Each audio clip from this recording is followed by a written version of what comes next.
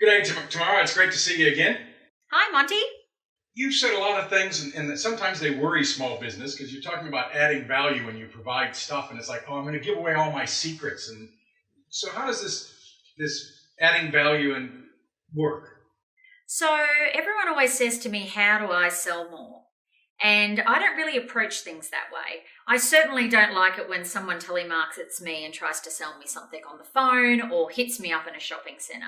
For me, it's all about how do you add value. And this is a real trade secret when it comes to converting, not only acquiring new customers, but turning them into raving fans. So I say to people who say I need more sales, I simply say add more value. Is there a feast and famine mindset here?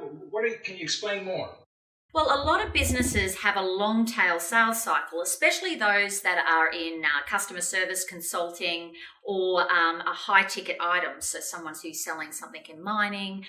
So a lot of those clients that I've had in the past, I talk to them about the fact that you shouldn't accept feast and famine, which means it might take you 6 to 12 months to convert a client, which is what I've seen before.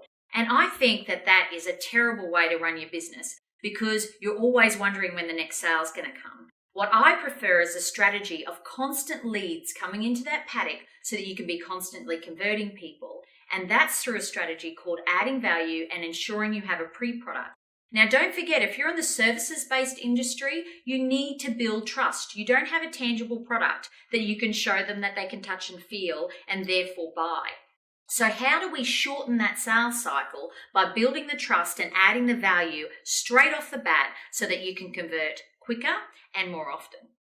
Now, you mentioned something about a sales cycle there, and I hear other people talk on the internet about sales funnels. What's your viewpoint on that? Well, I still love the traditional sales funnel. And in fact, I actually think it goes both ways. A lot of people convert the sale and then forget about the post-sale experience, which I think is just as important, if not more important than the initial sale. But if we look at the top of the funnel, what's important is that you have funnel feeders. So that's all the events and activity, which I talk about a lot. The activity equals outcomes that gives you a lead. But at the top of the funnel, everyone's interested in just selling them something.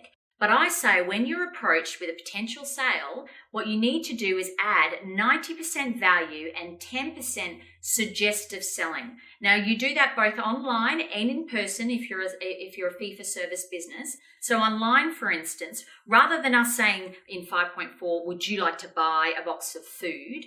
We start a conversation with them around what are your health and fitness goals? Do you have an event coming up? What do you struggle with when it comes to your weight? And we start a conversation. And we do this on web chat, we do this around the clock. And we're taking them through the steps and not only positioning ourselves for how we're different from our competitors, but building the trust and showing that we're the experts who can help them achieve their ideal goal. So that's an example of 90% value add.